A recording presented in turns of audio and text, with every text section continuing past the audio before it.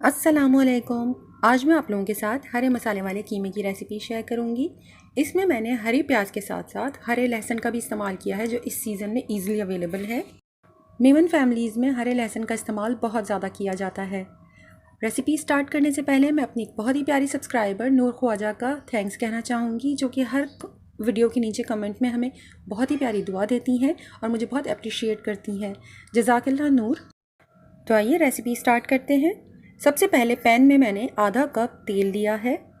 साथ ही मैंने इसमें शामिल किया है एक दरमियाने साइज़ का प्याज, जिसे मैंने बारीक चॉप कर लिया था।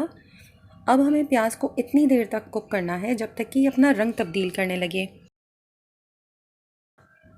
जैसे ही प्याज का रंग थोड़ा सा सुनहरी होना स्टार्ट हो जाए, तब आप इसके अंदर शामिल कर दें 10 से 12 कड़ी पत्ता। ये ऑप्शनल है, मुझे पसंद है इसलिए मैं ऐड करती हूँ। इसे थोड़ा सा सौते करने के बाद इसमें मैं शामिल कर रही हूँ 1 चाय का चम्मच अदरक का पेस्ट।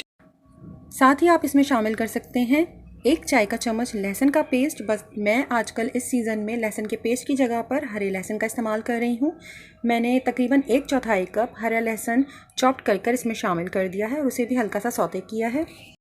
जैसे ही लहसुन की खुशबू आने लगी, मैंने इसके अंदर शामिल कर दिया है साबुत ज़ीरा शामिल करने के बाद भी इसे हल्का सा सौते कर लीजिए। और इसके बाद इसमें मैं शामिल कर रही हूँ 3 अदद दरमियाने साइज़ के टमाटर, जिन्हें मैंने बारीक चॉप कर लिया है।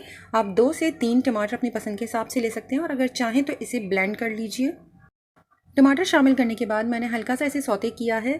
तमाम चीज़ों के साथ इसे अच्छी तरह से मिक्स करने के बाद कवर कर कुछ देर के लिए हल्की आंच पर छोड़ दीजिए ताकि टमाटर सॉफ्ट हो जाएं। कुछ देर बाद ढक्कन हटाकर मैंने इसके अंदर शामिल किया है आधा चाय का चम्मच हल्दी पाउडर।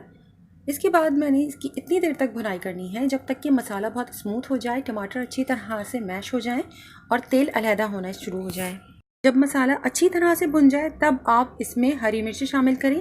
8 से 15 छोटे साइज़ की हरी मिर्ची ले लें अपने टेस्ट के हिसाब से, और उसे या तो फाइन चॉप कर लीजिए या फिर फूड प्रोसेसर में इसे पीस लें और इसे शामिल कर दें। साथ ही इसमें 1 चाय का चम्मच नमक का शामिल कर दीजिए और तमाम चीज़ों को बहुत अच्छी तरह मिक्स कर लें। जब मसाला अच्छी तरह से भुन गया तब मैंने इसके अंदर कीमा शामिल किया है, जिसे मैंने वॉश कर पहले से रखा हुआ था। यह आधा किलो बीफ का कीमा है। इसमें आप मटन या चिकन का कीमा भी इस्तेमाल कर सकते हैं। कीमे को मसाले के साथ अच्छी तरह से मिक्स कर लीजिए और इसके बाद इसे कवर कर हल्की आंच के ऊपर कुक होने के लिए छोड़ दीजिए।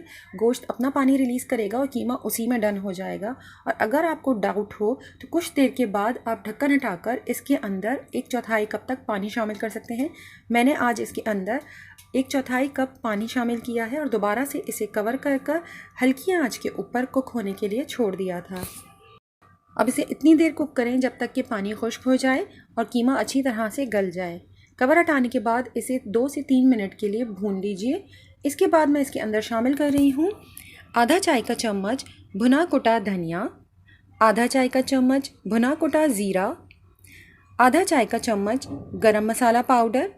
इन चीज़ों को शामिल करने के बाद इसे भी कीमे के साथ अच्छी तरह से मिक्स कर लें।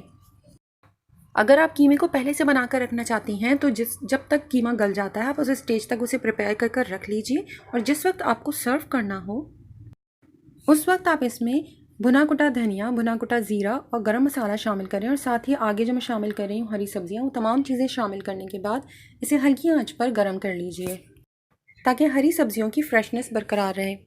अब मैं इसमें शामिल कर रही हूँ 2 से 3 खाने के चम्मच बारीक कटा हुआ हरा धनिया, थोड़ा मैंने गार्निश के लिए बचा लिया है, और तकरीबन 1 कप हरी प्याज, इसे भी मैंने चॉप कर लिया था। मैंने 2 थोड़ी सी मोटी साइज़ की हरी प्याज का इस्तेमाल किया है, जिसमें से एक हरी प्याज का मैंने वाइट पार्ट भी इसमें शामिल किया है और एक हरी प्याज का सिर्फ हरी पत्तियां शामिल की हैं। इसे कवर कर बस चंद मिनट के लिए छोड़ दीजिए ताकि हरी प्याज की खुशबू कीमे में शामिल हो जाए। और ज़्यादा देर से कुक मत कीजिएगा वरना हरी प्याज की फ्रेशनेस ख़त्म हो जाएगी। गर्मा गर्म हरे मसाले वाले कीमे को आप चपाती या नान, पराठे किसी के साथ भी इंजॉय कर सकते हैं। साथ ही आप इसमें फ्रेश वेजिटेबल सैलेड ज़रूर सर्व कीजिएगा। इसे गार्निश करने के लिए मैंने बारीक कटे हुए हरे धनिए और जुलियन कट अदरक का इस्तेमाल किया है। अगर ये रेसिपी आपको पसंद आए तो प्लीज़ लाइक, शेयर और कमेंट कीजिए और मेरे चैनल को सब्सक्राइब करना मत भूलिएगा। अपना और अपनों का बहुत ख्याल रखें। अल्लाह हाफ़िज़।